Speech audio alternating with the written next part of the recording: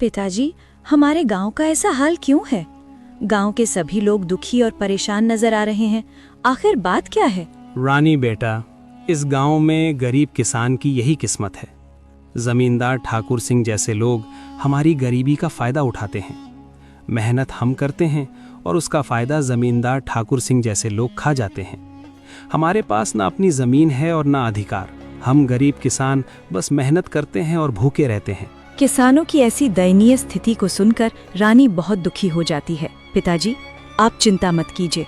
अब मैं आ गई हूँ और ये अन्याय अब और नहीं चलेगा। आज से मैं आपके साथ खेतों में काम करूंगी और उस लालची जमींदार को उसी की शर्तों में बांध दूंगी।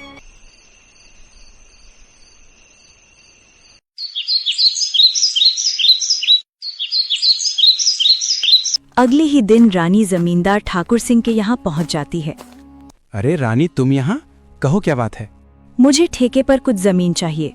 तुम तो एक लड़की हो, अब तुम खेती करोगी? अरे तुम अभी बच्ची हो, तुम्हारे अंदर इतना दम नहीं है।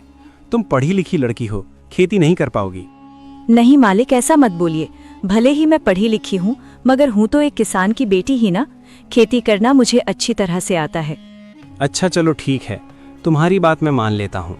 वैसे भी काम का क्या रह गया है, पढ़ लिख कर तो सभी ऐसे ही बेरोजगार घूम रहे हैं। आपका बहुत बहुत धन्यवाद मालिक। अरे धन्यवाद बाद में दे देना, पहले मेरे नियम और शर्तों को सुन लो।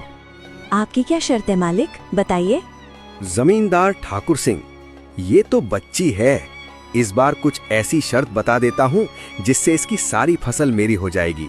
वैसे भी इसके पिता महेंद्र साल में गेहूं ही लगता है, तो ये भी गेहूं ही लगाएगी। अच्छा रानी सुनो, तुम जो भी फसल लगाओगी उसका आधा हिस्सा मैं रखूंगा और आधा हिस्सा तुम रखोगी, लेकिन ऊपर का हिस्सा मैं रखूंगा और नीचे का हिस्सा तुम रखोगी। अगर तुम्हें मेरी ये शर्त मंजूर है तो बोलो।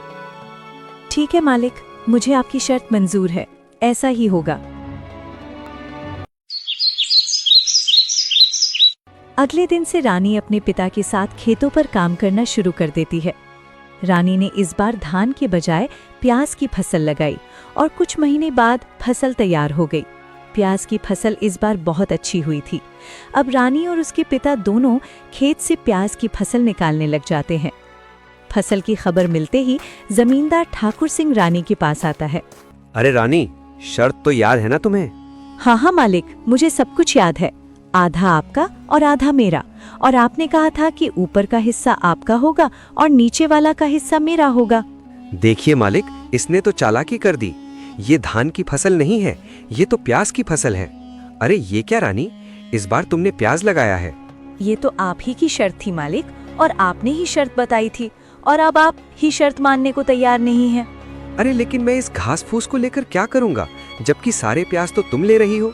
मालिक, मैं कुछ नहीं जानती, आप अपना ऊपर का हिस्सा ले जाइए। इस तरह अपनी चालाकी दिखाते हुए लाली ने बेईमान जमींदार को मुंह तोड़ जवाब दिया और सभी प्याज लेकर घर आ गई और घास फूस जमींदार के हिस्से छोड़ आई। मालिक, पूरे गांव में आज तक किसी ने भी आपसे चालाकी दिखाने की हिम्मत नहीं की, और ये महेंद्रा की बेटी रानी इतनी आसानी से आपको बेवकूफ बना गई। अरे ये महेंद्रा की बेटी मुझे क्या बेवकूफ बनाएगी, आने दो। इसे अगली बार उसे ऐसा सबक सिखाऊंगा कि मुझसे उलझने की कोशिश नहीं करेगी।